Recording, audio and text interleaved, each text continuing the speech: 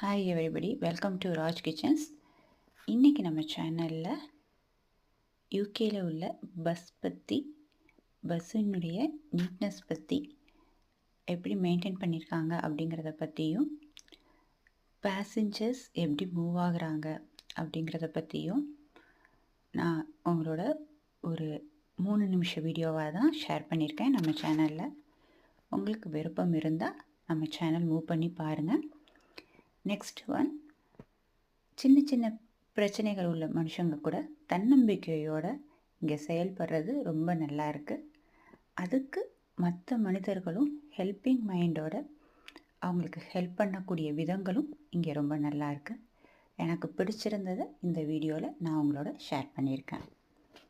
Okay, thank you.